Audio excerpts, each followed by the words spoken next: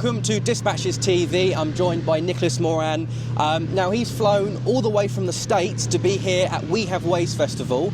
Now that's quite a way, and there's an ocean that separates us. So what brings you... I don't come here very often. Actually, I think it's our first time in the UK since before COVID. Blimey. I mean, I've heard about the festival for a while. I mean, I've been on the We Have Ways podcast. I've known James Holland for maybe 10 years at this point. I mean, not exactly great friends, but you know, we keep in contact. And for once, I actually had the opportunity to come here because it wasn't already pre-booked by something else, be it family, the army, or what have you. So I reached out and said, hey, do you mind if I show up? Say, yeah, sure, we'll put you on the speaker list. Okay, grand. And out I am, and I have to say I'm very glad I came. This is an event that we don't have something exactly equivalent in the US. No, and I mean, what I like about We Have Ways Festival is I'm a bit of a British history nerd, and it's such a great atmosphere because you have so much British armour, such as this charioteer behind us. And usually when you go to these events, there's so much to look at, but here it's all British nearly, apart from that Sherman roaring behind us. But it's a great show. It's a Commonwealth kit, it's Grizzly, so it's Commonwealth. Yeah. So it's really great to be here, and I'm really pleased that you've come on board with Dispatches TV to do an interview. Now, for the listeners and readers that might not know about you, right. Tell us a little bit about your background. So is it the Irish Reserves? All right, so I started off in 1997 in the Irish Army Reserves, and then I decided to emigrate to the US and seek my fortune. I am a US citizen by birth. I was actually living in Ireland. Long story, beside the point. I joined the American National Guard. I'm an armor branch officer, which in US Army terms could be anything from heavy armor to light scouts, and I've done it all except strikers. So I started off in tanks, went to Bradleys to staff to now I've got a light cavalry squadron, which is in British terms a recce regiment. When I was living in California, I was near the Military Vehicle Technology Foundation, which is also known as the Littlefield Collection. So Jack Littlefield, he was a collector, he basically had more money than God, and he spent it buying and restoring to the nth detail of accuracy armored vehicles.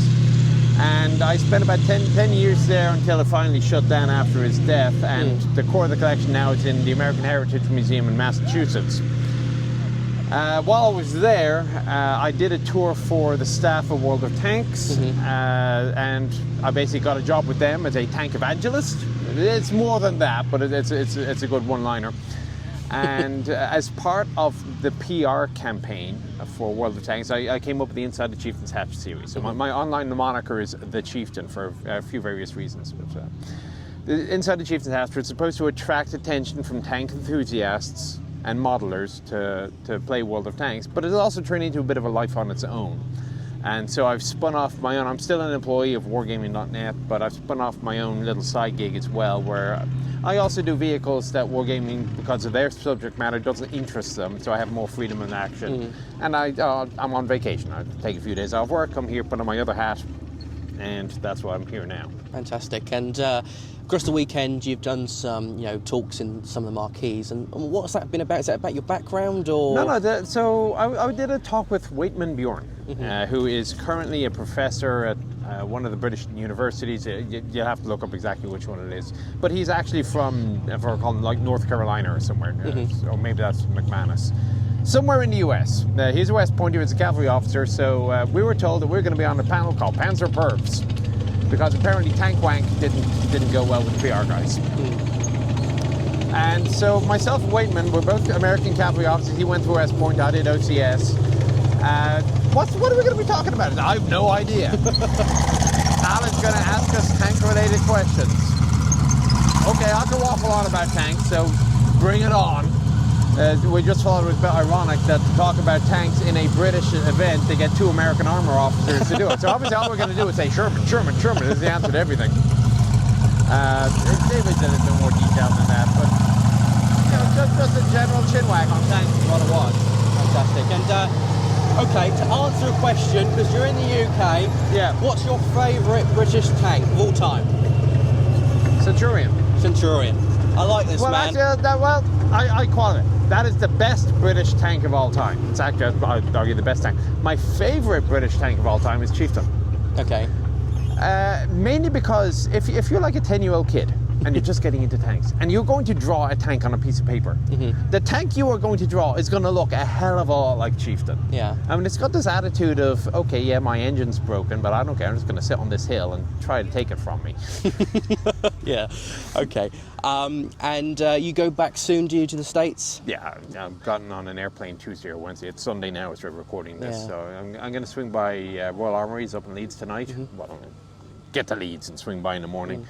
And then if I have time, I might swing by the Wheel Foundation. So living in Texas or California gives you an entirely new sense of perspective on distance. Yes. So, I mean, I live in San Antonio. I frequently go up to Austin for the evening. So you're driving an hour and a half for a pint, whatever. Obviously a pint, because you've got to drive home again afterwards. That's the end of it. But still, you'll make the hour and a half each way. Whereas in the UK, you drive an hour and a half, you're a third of the way across the country. And you've come across 3 different languages and 3 different dialogues, probably. But yeah, okay. So first of all, thanks for coming over, obviously to the UK and doing We Have Ways. I'm sure everyone's really enjoyed having you here. Yeah. I'm actually going to put mine up. I asked James if he'd minded if I set up my camera and tripod, if I recorded my panel and put it on my channel. So they are all, I'm happy to say they've recorded all the audio, so if you're a part of their Patreon, you can access the audio. Yeah, so I guess I'm going to have to pay some Patreon money, because there's so many events going on at the same time that I can be here, or I can be here, or I'm trying to get from here to here and I'm being stopped by fans on the way and I'm going to miss that, which also happens. I must admit, it's been like that this weekend. There's so much to see as well at this event. You know, you've got the HQ stage, you've got the briefing stage, you've got the Arsenal stage, and you've got other little bits and bobs popping up. So, yeah. I mean, I've caught none of the talks this weekend because where I've been, you know, with the magazine at the stand, promoting the magazine and what have you, it's been quite difficult to get away. And every time I do, I'm bumping into people that I know or anything like that. But, you know, it's been a really good weekend. So thank you for doing the interview with us. And if you'd like to catch any more interviews, join Dispatches TV or subscribe online. It's a really good way to support the magazine. So thanks to Nick, and we'll see you in the next episode.